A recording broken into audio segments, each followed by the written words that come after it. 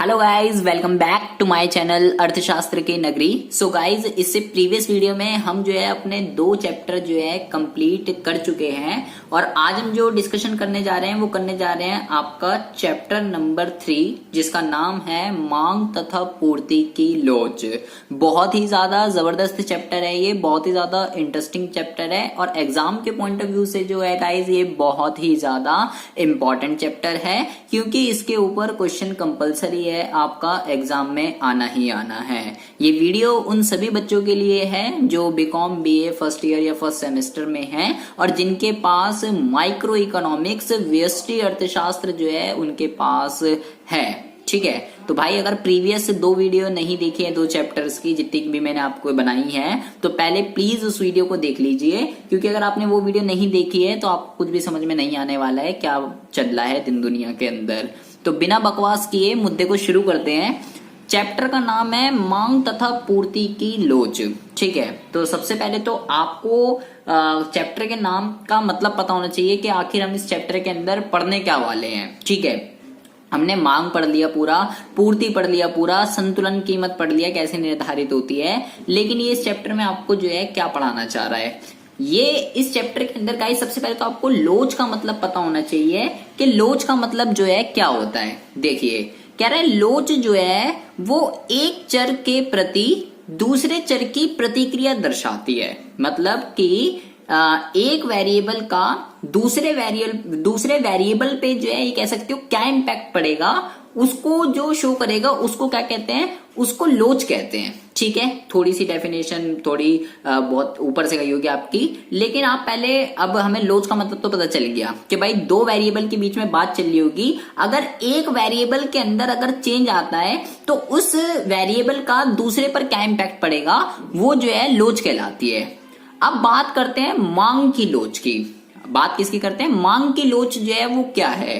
कह रहा है ये वास्तव में मांग के निर्धारक तत्वों, मैंने आपको पहले भी बताया था मांग के जो है 4 तत्व होते हैं, वस्तु की अपनी कीमत, संबंधित वस्तु की कीमत, उपभोक्ता की आय और उपभोक्ता की रुचि। ठीक है, उपभोक्ता की रुचि, ये 4 तत्व होते हैं। मोस्टली अगर मैंने आपको पहले भी बताया था कि उपभोक्ता की रुचि को जो है मेजर नहीं किया जा सकता है। ठीक है, तो यहाँ पे मैंने इसलिए केवल 3 ही लिखे हैं, उपभोक्ता की वस्तु की अपनी कीमत, संबंधित वस्तु की कीमत और उपभोक्ता की आय।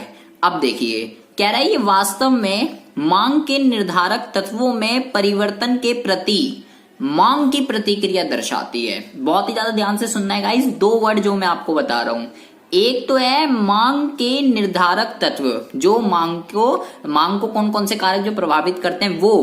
कह रहा है अगर उसमें परिवर्तन होता है, तो परिवर्तन के प्रति मांग की प्रतिक्रिया दिखाती है कि अगर इनमें चेंज आता है, वस्तु की अपनी कीमत में, संबंधित वस्तु की कीमत में, उपभोक्ता की आय में, तो इसमें जो है कितना परिवर्तन होगा, तो उसमें कितना परिवर्तन होगा। तो यहाँ पे 2 चर हो गए, एक तो हो गया मांग के निर्धारक तत्व और दूसरा क्या हो गया, दूसरा हो गया ये मांग, ये किसी वस्तु की मांग, कि अगर इसमें चेंज आया तो इसमें चेंज आने से इस पर क्या इम्पैक्ट पड़ेगा, उस चीज को जो मेजर करेगा, उसकी जो प्रतिक्रिया को दर्शाएगा, उसे जो है मांग की लोच कहते हैं। ठीक है, क्योंकि मांग 3 तरीके की होती है, इसलिए मांग की लोच जो है वो भी 3 तरीके की होती है। मैं आपको कीमत मांग भी पढ़ा चुका हूं, आय मांग भी पढ़ा चुका हूं, तिरछी मांग भी पढ़ा चुका हूं। अब इसमें भी मांग की लोच भी 3 तरीके की होती है। एक होता है मांग की कीमत लोच, एक होता है मांग की आय लोच और एक होता है मांग की तिरछी लोच, जिसको मैं आपको पहले भी बता चुका हूं, जिसे मांग की आड़ी लोच भी जो है कहते हैं। तिरछी और आड़ी सेम ही बात होती है। ठीक है, तो ये क्या दिक्कत क्या परेशानी है, सबसे पहले हम आज केवल इस पे डिस्कशन करने वाले हैं मांग की कीमत लोच पर। ये वीडियो जो है पूरी की पूरी मांग की कीमत लोच के ऊपर ही है। मांग की कीमत लोच क्या होती है, क्या इसका मीनिंग है, क्या क्या इसके अंदर मेथड्स होते हैं मांग की कीमत लोच के, इसके लिए मैं आपके लिए सेपरेट वीडियो बना दूंगा ताकि एक एक कॉन्सेप्ट आपका अच्छे से जो है क्लियर हो जाए। ठीक है जी, तो बात करते हैं मुद्दे पर। मुझे ये पता चल गया कि मांग की लोच का क्या मतलब होता है, कि भाई जो मांग के निर्धारक तत्व हैं, अगर उसके अंदर चेंज आता है तो उससे मांग पर जो है मांग की क्या प्रतिक्रिया होगी, उस चीज को जो है मांग की लोच कहते हैं। अब मांग की कीमत लोच जो है क्या बताएगी? बहुत ही सिंपल सा गाइस, भाई इसके नाम से पता चल रहा है ये कीमत में परिवर्तन को बताएगी, ये आय में परिवर्तन को बताएगी और ये संबंधित वस्तु में बताएगी। सिंपल सी बात है गाइस। आप बोलोगे वो तो ये भी, अगर मैं लोच हटा दूं यहां से, आय लोच और तिरछी लोच और कीमत, जो कीमत मांग, आय मांग और तिरछी मांग होती है वो भी तो यही बताती है। तो दोनों में अंतर क्या हुआ गाइस? दोनों में अंतर बहुत ही ज्यादा खतरनाक है। क्यों? क्योंकि जो मांग की कीमत लोच है ना, मांग की कीमत लोच आपको क्या बताएगी? पहले आपको कीमत मांग पता होनी चाहिए कि कीमत मांग जो है क्या होता है। कीमत मांग आपको ये बताती है कि कीमत और मांग के बीच में संबंध को बताती है कि कीमत बढ़ने पर मांग घटती है और कीमत घटने पर मांग बढ़ती है, वो आपको कीमत मांग बताती है। लेकिन कितनी बढ़ी और कितनी घटी, उस चीज को जो मेजर करता है वो है मांग की कीमत लोच। क्या है वो है मांग की कीमत लोच। देखिए कह रहा है कीमत में होने वाले प्रतिशत परिवर्तन तथा मांग में होने वाले प्रतिशत परिवर्तन का अनुपात है। सूत्र रूप में इसको गाइस जो डिनोट करते हैं वो डिनोट करते हैं ईपी से, क्या? इलास्टिसिटी ऑफ प्राइस, ठीक है। तो यहां पर जो है गाइस, क्योंकि कीमत, इसको हमने 12th में 11th में जब भी आपके पास थी, इसको आप ईडी भी लिख सकते हो, ठीक है, कोई दिक्कत कोई परेशानी वाली बात नहीं है। ईडी भी कह सकते हो, ईपी भी कह सकते हो, एक ही बात होती है। तो कह रहा है ये जो है मांग की कीमत लोच क्या है? कह रहा है मांग में कितना % चेंज आया है और कीमत में कितना % चेंज आया है, उसके उन दोनों का क्या है? अनुपात है। कीमत में होने वाले प्रतिशत परिवर्तन और मांग में होने वाले प्रतिशत परिवर्तन का जो अनुपात है वो मांग की कीमत लोच है। ये तो हो गई थ्योरेटिकल, लेकिन ये बताता क्या है? मैं आपको पहले भी बता चुका हूं कि मांग का नियम आपको ये तो बता रहा है कि कीमत बढ़ने पे मांग घट रही है और कीमत घटने पे मांग बढ़ रही है। लेकिन गाइस वो आपको ये नहीं बता रहा कि कितनी बढ़ रही है और कितनी घट रही है, कितनी बढ़ रही है और कितनी घट रही है, वो आपको ये नहीं बताता। तो उस चीज का जो मेजरमेंट है, उस चीज को जो मेजर करता है, उसको कहते हैं मांग की कीमत लोच। क्या कहते हैं उसको कहते हैं मांग की कीमत लोच, ठीक है जी। अच्छा जी, अब इसके जो है कितने मेथड होते हैं? बहुत ही ज्यादा इंपॉर्टेंट है गाइस, बहुत ही ध्यान से सुनना है, बहुत ही ज्यादा ध्यान से। देखो गाइस, मांग की कीमत लोच को मापने की विधियां, आपने इसकी जो है, इसके हम जितने भी मेथड होते हैं उसको हम दो जगह डिवाइड कर सकते हैं। एक तो होते हैं गुणात्मक और एक होते हैं मात्रात्मक, ठीक है। गुणात्मक के अंदर जो आते हैं उसको, इसके अंदर जो सबसे पहला है उसको कहते हैं कीमत और मात्रा के सापेक्ष परिवर्तनों की तुलना। ये इसका पहला मेथड है, या इसी को आप मांग की कीमत लोच की श्रेणियां भी कह सकते हो या मात्राएं भी कह सकते हो, जो हमने अपनी 11th 12th की क्लासों में हमने सीखा है। गुणात्मक के अंदर ही जो दूसरा मेथड आता है उसको कहते हैं कुल व्यय विधि। क्या कहते हैं? कुल व्यय विधि। और मात्रात्मक के अंदर जो आता है प्रतिशत विधि, जिसको अनुपातिक विधि भी कहते हैं। अब यहां पर बहुत ही ज्यादा गाइस ध्यान देना है, मेरे से जो है 1000 बारी बच्चों ने पूछा है ये मैसेज कर कर, कमेंट कर कर कि सर चाप विधि क्या होती है? क्या चाप विधि को ही बिंदु विधि कहते हैं? गाइस, चाप विधि और बिंदु विधि बहुत ही ज्यादा डिफरेंट है। चाप विधि को आप बिंदु विधि नहीं कह सकते हो। बिंदु विधि के जो नाम है, बिंदु विधि, ग्राफ विधि, रेखा गणितीय विधि और ज्यामितीय विधि, ये इसके 4 नाम है, ठीक है। ज्योमेट्रिक मेथड कहते हैं इसको। क्या कहते हैं? Geometric method. 4 नाम है, बिंदु, ग्राफ, रेखा गणितीय और ज्यामिति, इसी के। लेकिन चाप विधि बिल्कुल ही अलग है, आर्क मेथड कहते हैं इसको इंग्लिश के।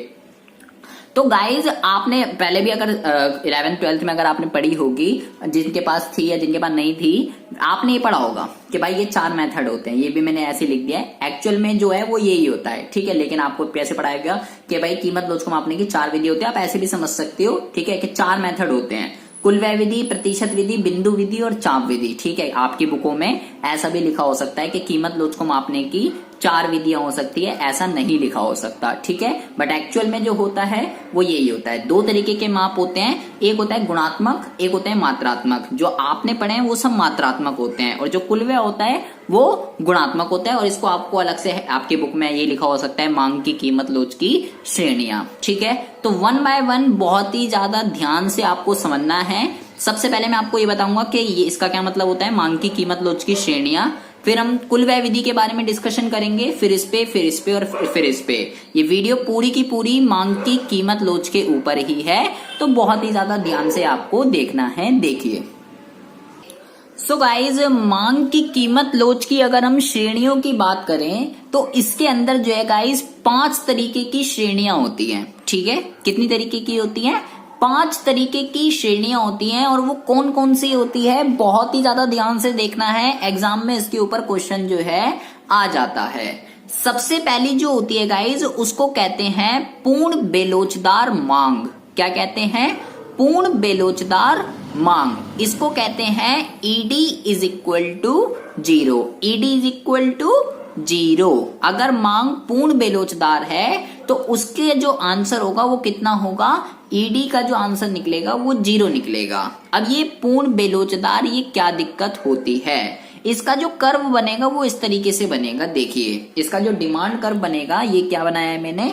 ये मैंने बनाया है डिमांड कर्व। इसका क्या मतलब है गाइस? इसका ये मतलब है कि जब कोई भी वस्तु, अगर कोई वस्तु ऐसी होती है कि जिसकी कीमत में कितना भी परिवर्तन आ जाए, कीमत चाहे बढ़े या कीमत चाहे घटे, उसकी मांग में जो है कोई भी चेंज नहीं आने वाला है। उसकी मांग जितनी पहले थी, कीमत बढ़ने के बाद या कीमत घटने के बाद उसमें कीमत में परिवर्तन का कोई भी इम्पैक्ट जो है वो नहीं पड़ने वाला है। तो ऐसी सभी वस्तुओं की जो मांग होती है वो पूर्ण बेलोचदार मांग होती है। जैसे कि नमक।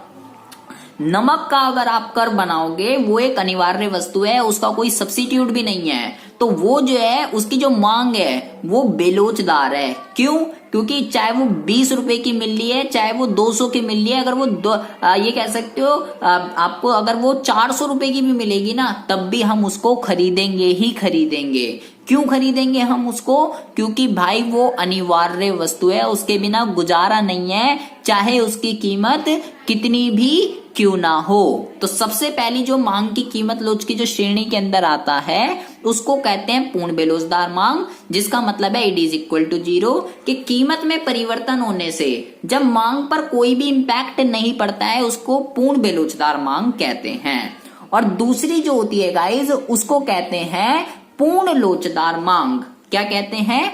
पूर्ण लोचदार मांग। इसको कहते हैं ED is equal to infinity. ये बिल्कुल इसका अपोजिट है बेलोचदार का, इसलिए ग्राफ भी जो है इसका बिल्कुल उल्टा बना हुआ है, ठीक है।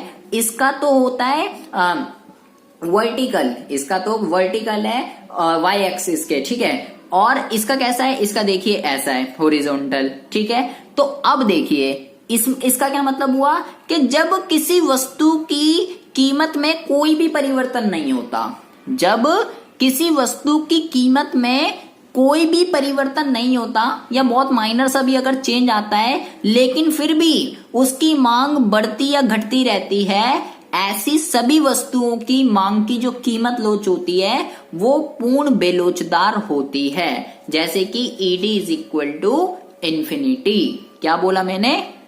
दोबारा से सुनेंगे कि जब किसी वस्तु की कीमत में कोई भी परिवर्तन नहीं आता या बहुत ही माइनर सा चेंज आता है, लेकिन फिर भी उसकी मांग बढ़ती और घटती रहती है, तो ऐसी सभी वस्तुओं की जो मांग की लोच होती है वो पूर्ण बेलोचदार होती है। और पूर्ण बेलोचदार को ED is equal to infinity कहते हैं, ठीक है। ये दूसरे टाइप की थी और ये दोनों बिल्कुल अपोजिट है। यहाँ पे कीमत में चेंज आ रहा है, मांग पर कोई इंपैक्ट नहीं है, या क्या आ रहा है? यहाँ मांग कीमत में कोई चेंज नहीं आ रहा, मांग में चेंज आ रहा है। यहाँ पे मांग फिक्स है और यहाँ पर कीमत फिक्स है। जब मांग फिक्स होती है तो पूर्ण बेलोचदार, जब कीमत फिक्स होती है तो पूर्ण लोचदार, ठीक है जी।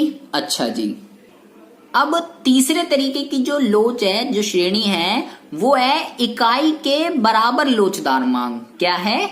इकाई के बराबर लोचदार मांग। इसका क्या मतलब होता है? ED is equal to 1। जैसे कि आप यहाँ पे देख रहे होगे, मैंने लिखा 10, 20, 30। 20 पे इतनी खरीद रहे थे, या मान लीजिए 30 पे हम 10 वस्तु खरीद रहे थे, ठीक है। अगर उसकी कीमत घटी, अगर उसकी कीमत 30 से कितनी हो गई? 20, तो इसकी मांग जो है 10 से कितनी हो गई? 20। इसका क्या मतलब हुआ कि जितना प्रतिशत चेंज कीमत में आया है, उतना ही प्रतिशत चेंज जब मांग में आ जाता है, तो ऐसी सिचुएशन को क्या कहते हैं? इकाई के बराबर लोचदार मांग। मतलब कि ईडी इज इक्वल टू 1।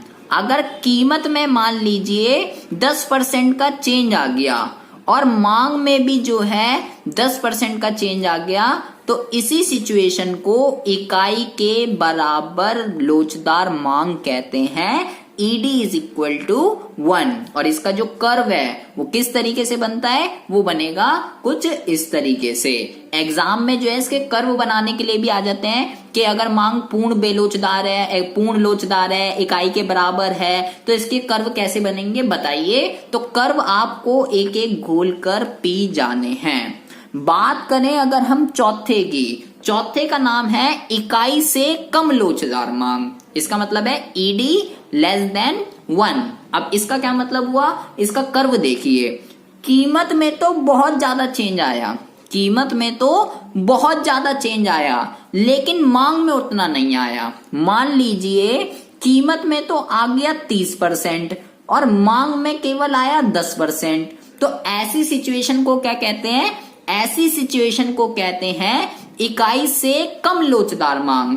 जब कीमत में प्रतिशत परिवर्तन ज्यादा आ जाता है मांग में प्रतिशत परिवर्तन के, तो ऐसी सिचुएशन में ईडी जो है वो लेस देन 1 होता है। और इसका कर्व की बात करें तो कर्व बनाने के लिए अगर आ जाए तो आप ऐसा बना सकते हो, कीमत में ज्यादा चेंज दिखाना है, मांग में जो है कम चेंज दिखाना है। और बात करें लास्ट की, तो इसको कहते हैं इकाई से अधिक। इकाई से अधिक, ईडी ग्रेटर देन 1। आप देख रहे होगे यहाँ कीमत में कम आया है, कीमत में तो केवल इतना आया, लेकिन मांग में देखो कितना आ गया। मान लीजिए, अब यहाँ पे उल्टा ले लीजिए, कीमत में आया 10% और मांग में आ गया मान लो 30%। तो ऐसी सिचुएशन को हम क्या बोलेंगे?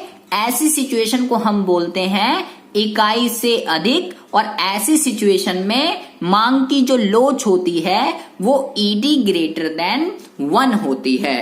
ये 5 जो है इन्हें मांग की कीमत लोच की श्रेणियां या मांग की कीमत लोच की मात्राएं कहते हैं। इनके कर्व आपको घोल कर पी जाने हैं, क्योंकि एग्जाम में इसमें कंपलसरी है, आने ही आने हैं। ठीक है जी। तो ये गुणात्मक का सबसे पहला मैंने आपको बताया। अब हम डिस्कशन करने वाले हैं इसके दूसरे मेथड पर, कीमत लोच का जो दूसरा मेथड है जिसका नाम है कुल व्यय विधि। मे भी आपको अच्छे से समझ में आ गया होगा। अब हम करने वाले हैं दूसरे पे डिस्कशन, कुल व्यय विधि पे। देखिए अब ये कुल व्यय विधि जो है, क्या दिक्कत क्या परेशानी है? अगर मुझे इससे मांग की लोच निकालनी हो तो मुझे क्या करना पड़ेगा? देखो इसको कहते हैं टोटल एक्सपेंडिचर मेथड। आपको जो है एक्सपेंडिचर व्यय का मतलब पता होना चाहिए क्या होता है। पहले थोड़ी किताबी लैंग्वेज पढ़ते हैं, फिर अपनी लैंग्वेज पर आएंगे। कह रहा है कुल व्यय विधि के अंदर क्या होता है? कह रहा है कुल व्यय विधि के अंदर क्या करते हैं हम? कीमत में परिवर्तन से पूर्व, ये पूर्व लिखा हुआ है, ठीक है, कीमत में परिवर्तन से पूर्व, पूर्ण मत समझ लेना इसको, ठीक है, पूर्ण लग रहा है फिलहाल तो ये। और कीमत में परिवर्तन से पूर्व कुल व्यय और कीमत में परिवर्तन के बाद कुल व्यय की तुलना की जाती है।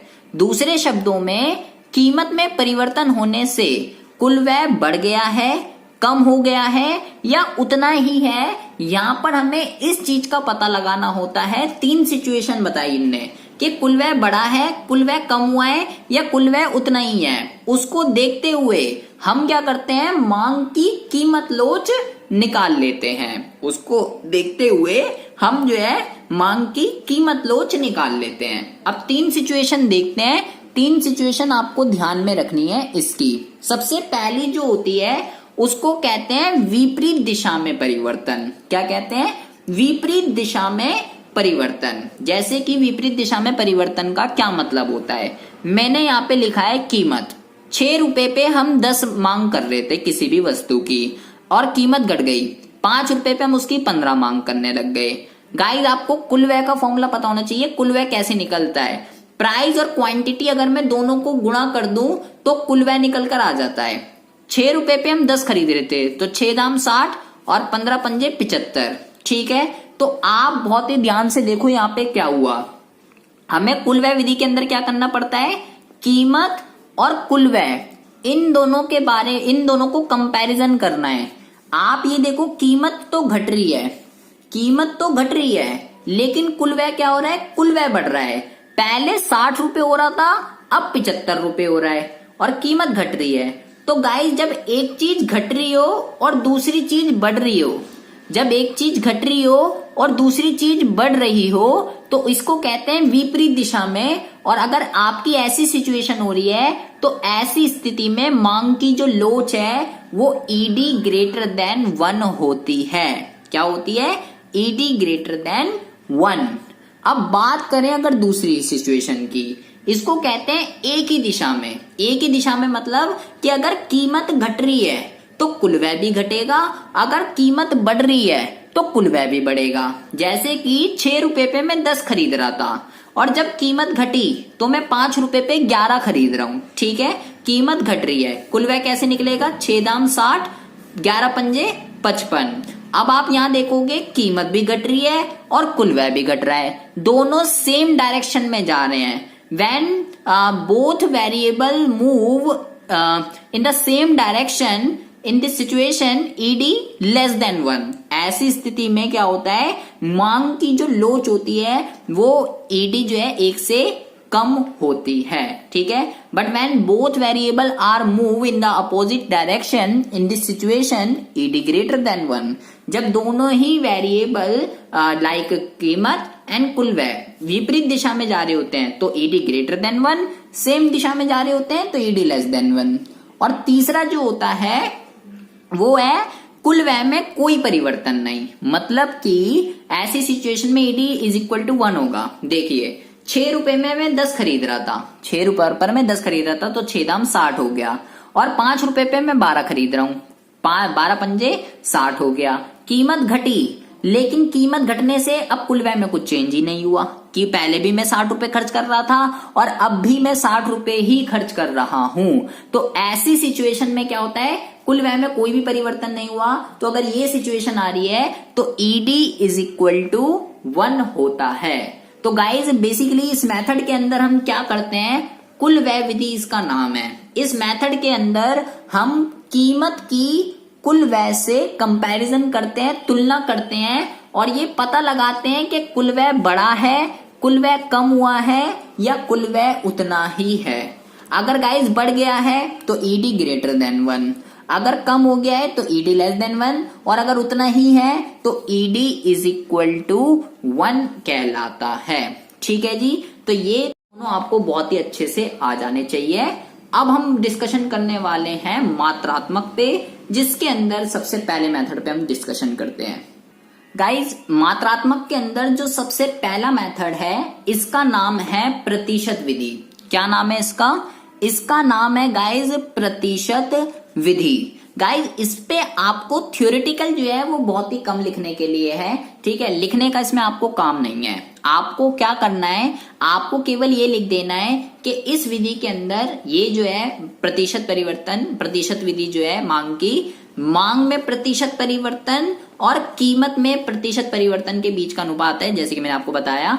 और ये कैसे निकलता है बस इसको इलेबोरेट कर देना है और एक क्वेश्चन आपको इसके नीचे सॉल्व करके दिखा देना है, बात खत्म। इसमें आपको इतना थ्योरेटिकल लिखने के लिए नहीं आता है, इस पे न्यूमेरिकल आ जाता है गाइस के न्यूमेरिकल इसमें कैसे सॉल्व करते हैं। ठीक है, तो यहां पर देखेंगे ये जो दोनों के प्रतिशत परिवर्तन लिखे हुए हैं कि मुझे मांग में भी कितना % चेंज आया है और कीमत में भी कितना % चेंज आया है, दोनों का चेंज निकालकर इस फॉर्मूले में पुट कर देंगे तो मांग की लोच जो है वो निकल जाएगी। लेकिन क्वेश्चन ये है कि ये जो है कैसे निकलेंगे, मांग में प्रतिशत परिवर्तन कैसे निकलेगा और कीमत में प्रतिशत परिवर्तन कैसे निकलेगा। उसके नीचे आपको ये लिख देना है कि भाई अगर मुझे कीमत में प्रतिशत परिवर्तन निकालना हो तो मुझे क्या करना पड़ेगा, नई कीमत और पुरानी कीमत, नई में से पुरानी को घटा देंगे, नई को कहते हैं गाइस P1 और पुरानी को कहते हैं P0। ठीक है, P1 में से P0 को घटा देंगे, या आपको इतना बकेड़ा नहीं लिखना है अगर, तो शॉर्ट में आप इसको डेल्टा P भी लिख सकते हो, कोई दिक्कत परेशानी वाली बात नहीं है, क्योंकि गाइस डेल्टा P कैसे निकलता है, P1 माइनस P0 से निकलता है। ठीक है, डेल्टा P अपॉन में पुरानी कीमत मतलब कि P0 मल्टीप्लाई 100। अगर मुझे कीमत में प्रतिशत परिवर्तन निकालना हो तो मैं ये करूंगा, और अगर मांग में निकालना हो तो फिर से वही नई मांग, अब मांग को Q0 से, पुरानी को इसको Q1 से, इसको Q0 से और इसको भी Q0 से, और ये बखेड़ा अगर नहीं लिखना तो आप यहाँ पे डेल्टा Q भी लिख सकते हो। तो आपको केवल इस फॉर्मूले को इलेबोरेट करना है, इसके अंदर ज्यादा लिखने का नहीं है। मान लीजिए आपको लिखना है कि भाई अगर कीमत में प्रतिशत परिवर्तन निकालना हो तो कीमत में परिवर्तन अपॉन में पुरानी कीमत से जब आप भाग कर देते हैं तो कीमत में प्रतिशत परिवर्तन निकल जाएगा, या इसको फॉर्मूले को लिख देना है आपको। ठीक है, आपको अपनी बुक में भी देखोगे तो इसी फॉर्मूले को इलेबोरेट करके लिख रखा है कि भाई ये इनका अनुपात होता है, ये कैसे निकलेगा, ये कैसे निकलेगा, ये ऐसे निकलेगा, और आपको इसमें और भी कुछ देखने को नहीं मिलेगा ज्यादा। ठीक है, तो इतना भी लिख कर आओगे, इसमें नंबर मिल जाएंगे आपको।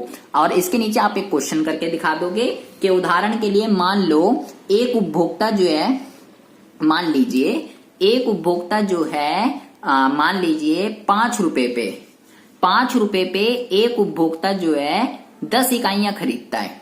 ठीक है, और अगर कीमत बढ़ जाती है, अगर कीमत 10 रुपए हो जाती है तो वो जो है कीमत बढ़ी तो मांग घटेगी, तो वो 5 इकाइयां खरीदता है। ठीक है, तो मांग की कीमत लोच जो है क्या होगी, मैं पहले यहां से डेल्टा P निकालूंगा, P1 minus P0, P1 minus P0 कितना हो जाएगा, 10 माइनस 5, ये हो जाएगा 5।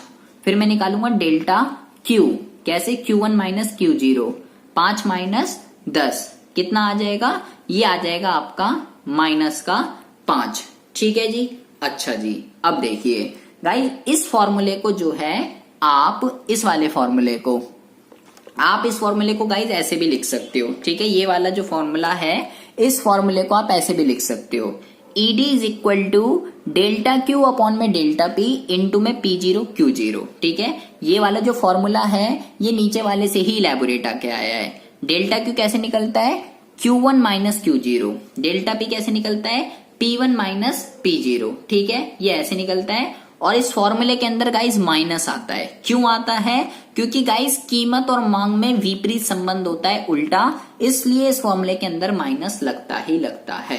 ठीक है, अगर ED निकालना हो, अगर ED निकालना तो आएगा ही आएगा, लेकिन अगर गाइस आपको ED ही दे रखा हो, ED दे रखा होता है कभी कभार, और ये निकालना, वैसे आपको इतना नहीं है, थ्योरेटिकल अगर आपको आ जाए तो इतना नहीं लिखना है आपको, अगर न्यूमेरिकल आ जाता है उसके लिए बता रहा हूं कि ये माइनस तब लगाना है जब सूत्र में ED पॉजिटिव में दिया होता है, अगर ED आपको नेगेटिव में दे रखा हो तो नहीं लगाते।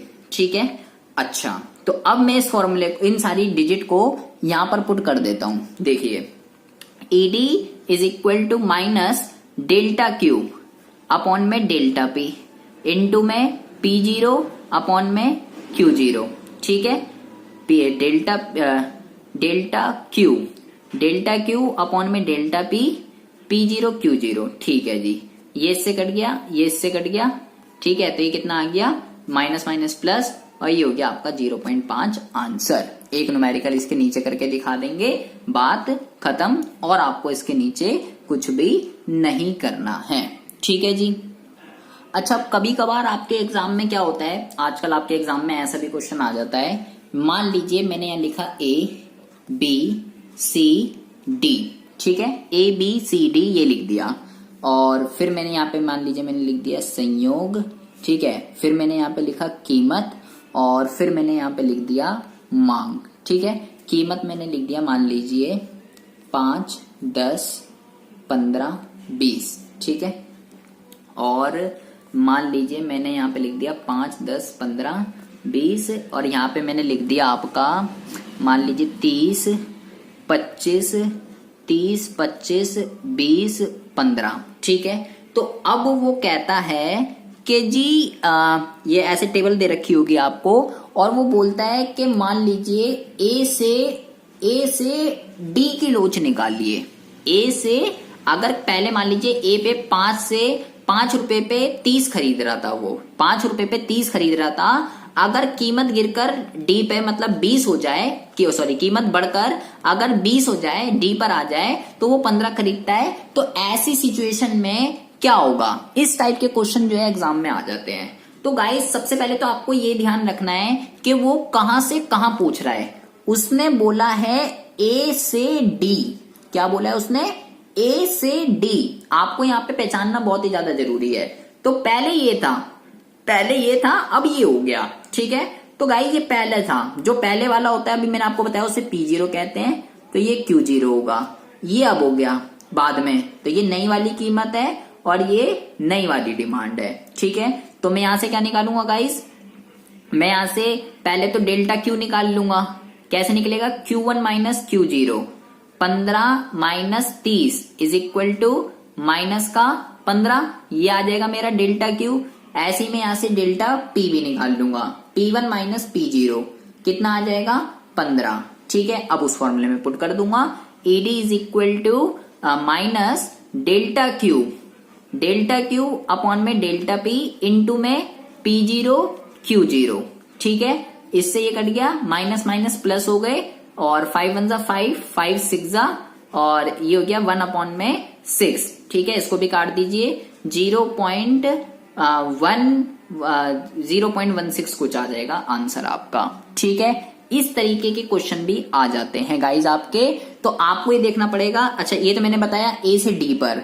अब गाइज वो ऐसे भी पूछ लेता है कि मान लीजिए डी से उल्टा, अब की बार डी से ए के पहले थी 20 पे आप 15 खरीद रहे थे, और अब जो है कीमत जो है घटकर 5 हो गई तो आप 30 खरीद रहे, तो बताइए। तो गाइज अब उसने डी से ए पूछा है, तो अब उल्टा हो जाएगा। पहले ये था, अब क्या हो गया? ये P0 हो जाएगा और ये Q0 हो जाएगा, ठीक है। और ये जो है P1 हो जाएगा और ये Q1 हो जाएगा। क्यों होगा ऐसा? क्योंकि गाइज उसने बोला है पहले ये था, अब ये हो गया। तो गाइज जो अब होता है वो नई वाली कीमत और नई वाली मांग है। पहले जो था वो पुरानी कीमत पुरानी हुआ है। तो यहां से अगर मुझे डेल्टा P निकालना हो तो P1 माइनस P0 माइनस का 15, और डेल्टा Q अगर निकालना हो तो 30 Q1 माइनस Q0, ये आएगा प्लस का 15, ठीक है।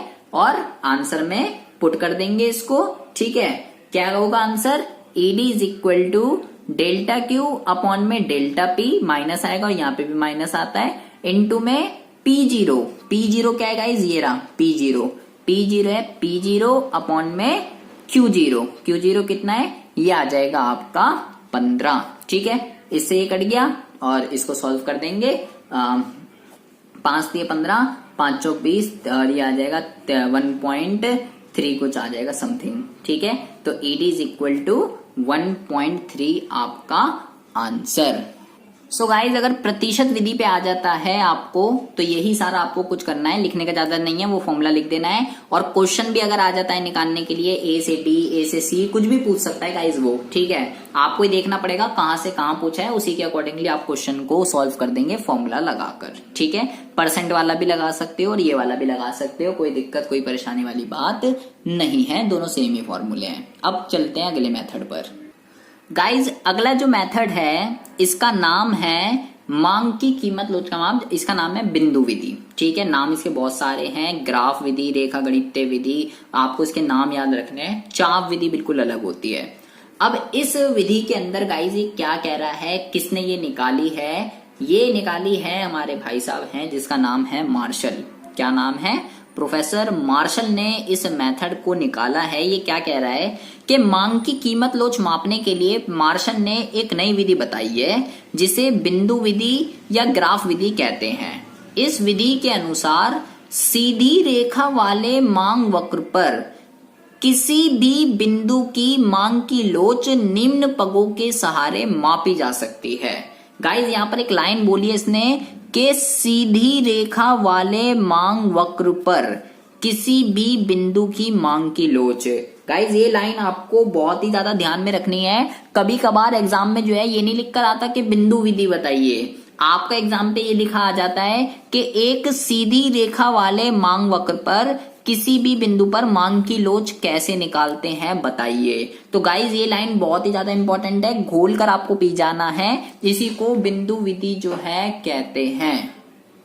गाइज इसके जो है 3 स्टेप हैं, 3 स्टेप में ये पूरा आंसर हो जाएगा इसका।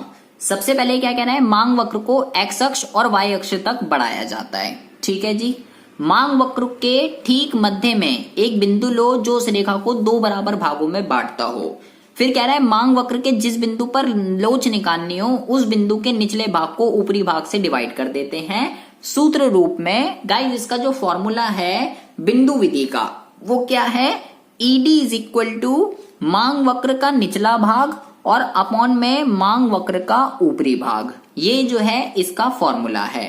अब ये फॉर्मूला कैसे लगता है, कैसे इससे मांग की लोच निकालेंगे, वो मैं आपको जो है बताने वाला हूं। देखिए सबसे पहले तो आपको क्या करना है गाइज, सबसे पहले तो आपको ये मैंने बना ली y एक्सिस, ठीक है, और ये मैंने बना ली x एक्सिस, ठीक है। x अक्ष बना लिया, y अक्ष बना लिया और ये हो गया ओरिजिन, ठीक है।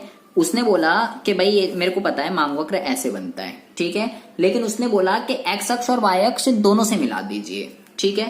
तो आपको क्या करना है, इसको यहां से और यहां से दोनों तरफ से इसको क्या कर देना है, ज्वाइंट कर देना है, मिला देना है, ठीक है। तो ये बन गया आपका मांग वक्र। इसको नाम दे दीजिए चलो A और इसको नाम ले दीजिए B, ठीक है। उसके बाद उसने क्या बोला है कि इसके मध्य में एक बिल्कुल बिंदु लेना है। ये एक सीधी रेखा वाला मांग वक्र है, ठीक है। ये क्या है, एक मांग वक्र है DD, ठीक है। और इस पॉइंट को मैंने B नाम दिया है और इस पॉइंट को मैंने A नाम दिया है। तो इस सीधी रेखा वाले मांग वक्र पर हम मांग की लोच जो है कैसे निकालेंगे, देखिए। तो पहले तो कह रहे हैं इसके मध्य में, ठीक है। तो मैंने इसके बिल्कुल मध्य में मतलब बिल्कुल मध्य मतलब बिल्कुल बीचों बीच कह रहा है, एक पॉइंट ले लीजिए, मान लीजिए मैंने पॉइंट ले लिया, ये ले लिया, चलो ठीक है। और इसको मैंने जो है नाम दे दिया C। कह रहा है अब अगर आपको मांग की लोच निकालनी है तो भैया आपको क्या करना है, निचला भाग और ऊपरी भाग दोनों को डिवाइड करना है। मांग वक्र का निचला भाग, तो निचला भाग क्या है जी, निचला भाग है GB, ठीक है। और ऊपरी भाग क्या है, वो है जी आपका GA, ठीक है। और उसने अभी मैंने पॉइंट कहाँ लिया है, बिल्कुल मध्य में लिया है। मध्य मतलब ये जो G पॉइंट है दोनों को बराबर पार्ट में डिवाइड कर रहा है। ये जो G पॉइंट है दोनों को बराबर पार्ट में डिवाइड कर रहा है, मतलब जितना पोर्शन ये है उतना ही पोर्शन ये होगा, मतलब ये दोनों आपस में इक्वल है। तो इक्वल है इसलिए कट के 1 आएगा, मतलब कि अगर GB जो है वो 2 है तो GA भी 2 ही होगा, ठीक है। दोनों कट के कितना आ गया 1, क्योंकि ये जो G पॉइंट है इसके मिडल में था, जितना पोर्शन नीचे है उतना ही पोर्शन ऊपर होगा। तो इस पॉइंट पे कितनी आ गई मांग की लोच, इस पॉइंट पे आ गई मांग की लोच 1, ठीक है। अब मैं इस पे किसी पे भी निकाल सकता हूं, अब मैं किसी पे भी निकाल सकता हूं। मान लीजिए मुझे A पॉइंट पर निकालनी है, मुझे A पॉइंट पर निकालनी है, तो A पॉइंट का क्या होगा गाइस, बहुत ही ज्यादा ध्यान से सुनेंगे। अब क्या हो रहा है, मांग वक्र का निचला भाग अगर मुझे A पॉइंट पर निकालनी है तो निचला भाग क्या है, इसका निचला भाग है AB, ठीक है। और ऊपरी भाग, ऊपरी तो है ही नहीं इसका, तो ऊपरी में क्या हो जाएगा 0। गाइस आपको ये ध्यान रखना है, जब भी किसी डिजिट के नीचे 0 आ जाता है, जब भी किसी डिजिट के नीचे 0 हो जाता है तो वो नॉट डिफाइंड हो जाता है। तो यहां पर कितनी आ गई मांग की लोच, ये आ गई इन्फिनिटी। अगर मुझे B पर निकालनी हो, अब देखो B पॉइंट पर अगर निकालनी हो तो B पे क्या होगा, B पे मांग वक्र का निचला भाग, यहाँ पे निचला तो है ही नहीं तो 0, और अपॉन में मांग वक्र का ऊपरी भाग, ऊपरी क्या है AB। तो गाइस जब किसी डिजिट के ऊपर 0 आता है तो आंसर 0 ही होता है, ये आपको ध्यान रखना है। अगर मैं 2 अपॉन में 0 लिखूं तो इन्फिनिटी आएगा, या 0 अपॉन में 2 लिखूं तो 0 आएगा। तो यहां पर क्या आएगा, ED इज इक्वल टू 0, ठीक है जी। ये तो हो गई 3, मैंने कितनी बताई, 5 होती है श्रेणियां। अब मान लीजिए मैंने एक पॉइंट ले लिया यहाँ पर, AGB है ये। अब मान लो मैंने यहाँ पे पॉइंट ले लिया C, मुझे C पॉइंट पर निकालनी है, ठीक है। तो अगर मुझे C पॉइंट पर निकालनी हो तो क्या होगा, मांग वक्र का निचला भाग CB और मांग वक्र का ऊपरी भाग CA, ठीक है, ये होगा। तो अब आप ये देखिए, आप खुद बताओ CB बड़ा है या CA बड़ा है, CB बड़ा है, सिंपल सी बात है भाई। मान लीजिए यहाँ 4 है, यहाँ पर 4 है, और मान लीजिए नीचे 2 है, ऊपर वाला पार्ट बड़ा है, CB बड़ा है, वो छोटा है, तो आंसर कितना आ रहा है आपका 2, मतलब 1 से बड़ा आ रहा है, क्योंकि नीचे ऊपर वाली जो वो है वो बड़ी है। तो गाइज यहाँ पर मांग की जो लोच होती है वो क्या होती है, ईडी ग्रेटर देन 1। और अगर मैं बात करूं यहाँ पे भी कोई सा पॉइंट ले लीजिए, मान लीजिए एफ पॉइंट ले लिया, तो मांग वक्र का निचला भाग इसका क्या है, एफ बी, ठीक है, और ऊपरी भाग क्या है, एफ ए। तो अब की बार क्या है, अब की बार ऊपर छोटा है और नीचे बड़ा है, तो यहाँ पर क्या हो जाता है, ईडी यहाँ पे हो जाएगा आपका लेस देन 1। तो गाइस किसी भी सीधी रेखा वाले मांग वक्र पर हर मांग की लोच जो है उस फॉर्मूले से निकाल सकते हैं। इसी मेथड को क्या कहते हैं, इसी मेथड को बिंदु विधि कहते हैं, जो कि मार्शल ने निकाली है।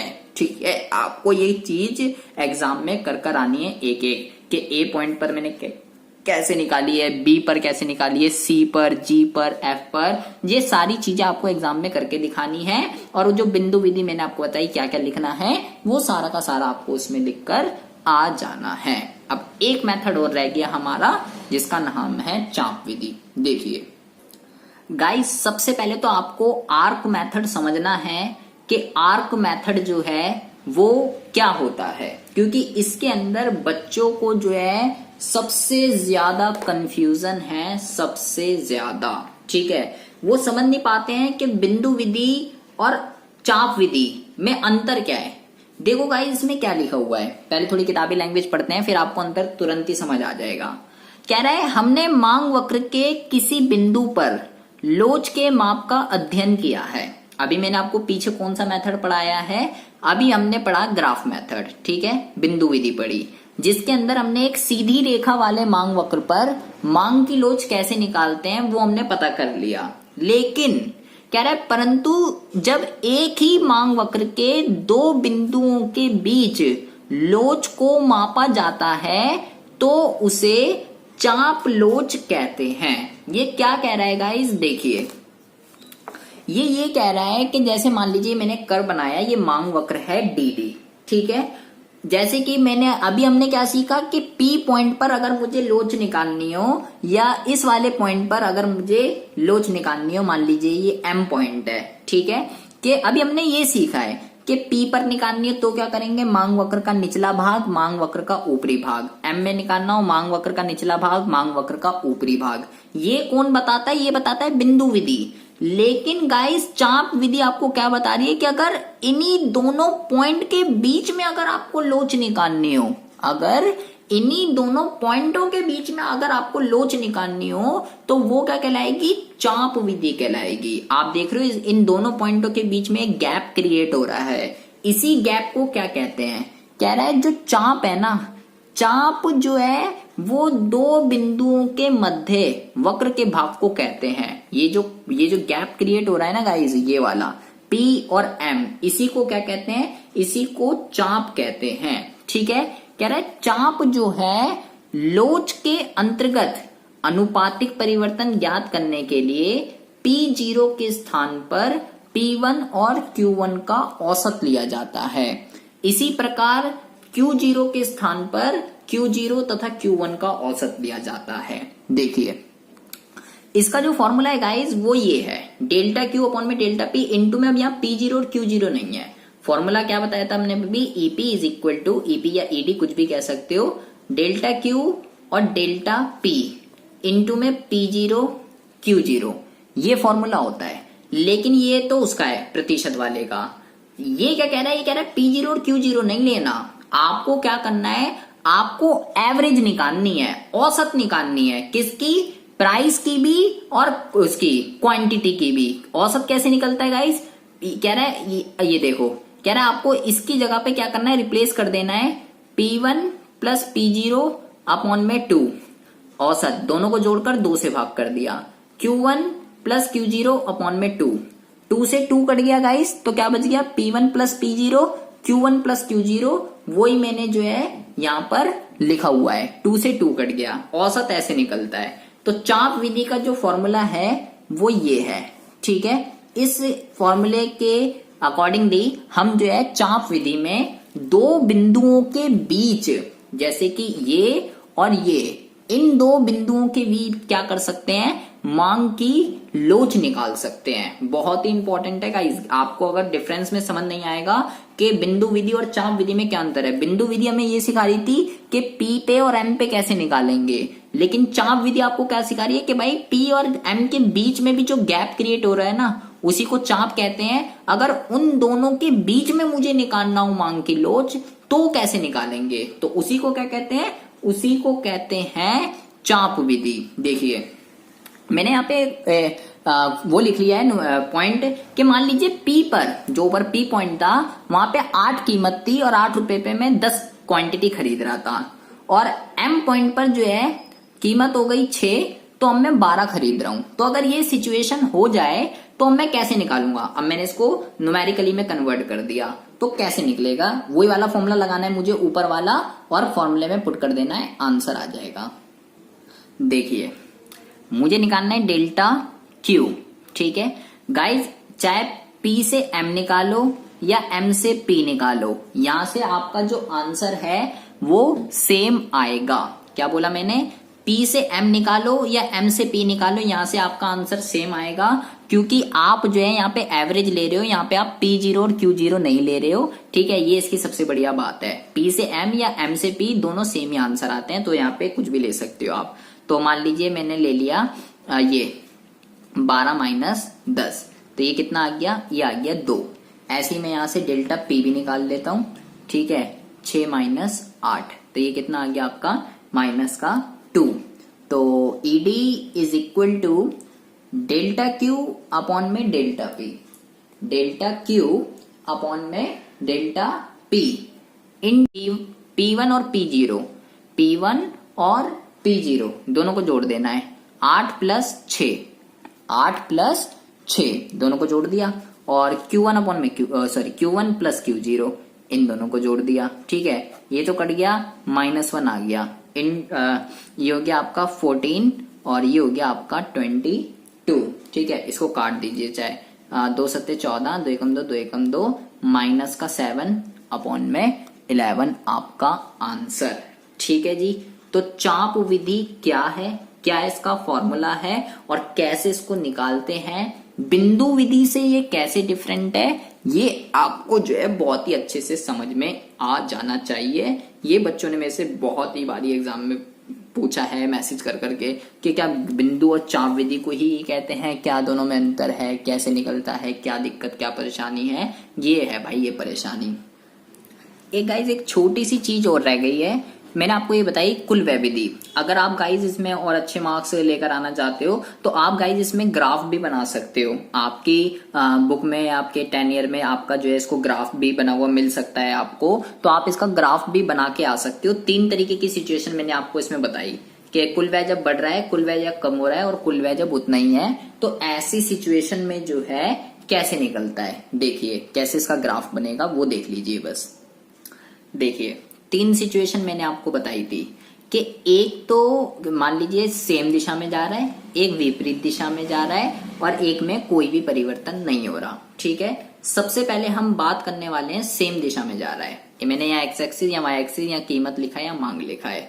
तो गाइज अगर सेम दिशा में जा रहा है तो इसका जो कर्व बनेगा वो कैसे बनेगा, वो बनेगा गाइज कुछ इस तरीके से, ठीक है। मतलब इस तरीके का बनेगा इसका कर्व, पूरा का पूरा। इसमें तीनों का तीनों इसी में बना रहा हूं, आपकी बुक में जैसा बना हुआ है, जिससे कि आपको अच्छे से समझ में आ जाए। इसका क्या मतलब है गाइस, इसका ये मतलब है कि भाई अगर कीमत इतनी है तो कुल व्यय इतना होगा, अगर कीमत और बढ़ेगी, ठीक है, तो कुल व्यय भी बढ़ेगा, और बढ़ेगी तो और बढ़ेगा। मतलब जब जिस डायरेक्शन में कीमत जा रही है उसी डायरेक्शन में अगर आपका कुल व्यय भी जा रहा है, दोनों वेरिएबल जब सेम डायरेक्शन में मूव करते हैं तो ऐसी दिशा में क्या होता है, ईडी जो है आपका वो क्या होता है, लेस देन 1 होता है, ठीक है। ये मैंने आपको पढ़ाया था पहला, सेम दिशा में जब जा रहे हैं। अब फिर मैंने आपको बताया कि मान लीजिए कीमत में परिवर्तन होने से कुल व्यय में कोई भी इंपैक्ट नहीं पड़ रहा, तो उसका कैसे बनेगा गाइस, उसका आपका बनेगा कुछ इस तरीके से कि भाई कीमत में कोई भी परिवर्तन हो जाए, चाहे इतनी हो जाए, चाहे इतनी हो जाए, चाहे इतनी हो जाए, कुल व्यय जितना था वो उतना ही रहेगा, ठीक है जी।